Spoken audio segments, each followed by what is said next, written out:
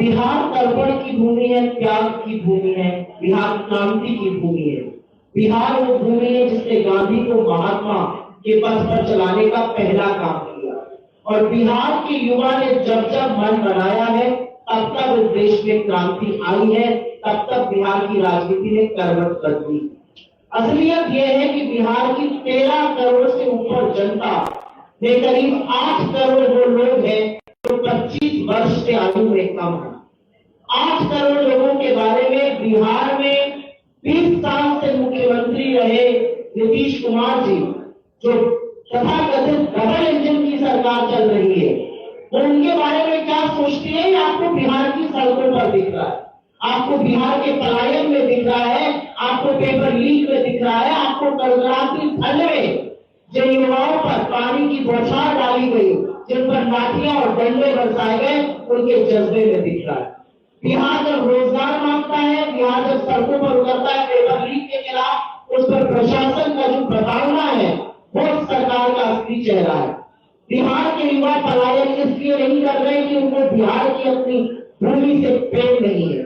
बिहार के युवा पलायन इसलिए कर रहे हैं क्योंकि 20 साल से मुख्यमंत्री रहने के बाद, डबल इंजन की सरकार चलाने के बाद, बड़े बड़े दावों और खोखले वादों के बावजूद बिहार के युवाओं के लिए रोजगार नहीं बना है और बिहार के युवाओं को मजबूरी में पलायन करना पड़ रहा है। असलियत यह है कि चाहे वो सेंट्रल गवर्नमेंट हो, बीजेपी की डबल इंजन का एक डब्बा और डबल इंजन का दूसरा डब्बा।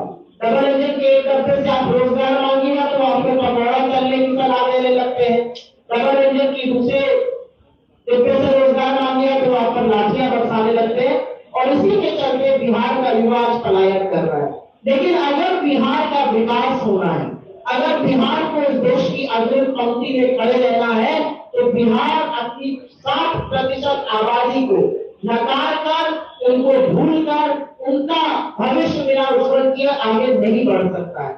और इसीलिए जो कांग्रेस की यात्रा थी, जो एनएसयूआई और युवा कांग्रेस ने मिलकर यात्रा करी, जिस पर कन्हैया कुमार जी चले, जिसका पूरा सहयोग कांग्रेस पार्टी ने यहाँ पर हमारे अध्यक्ष जी, हमारे सीएलपी, हमारे जुझारू दोनों नेता युवा और एनएसयूआई के नेताओं ने दिया, ये बहुत कारगर साबित होगी।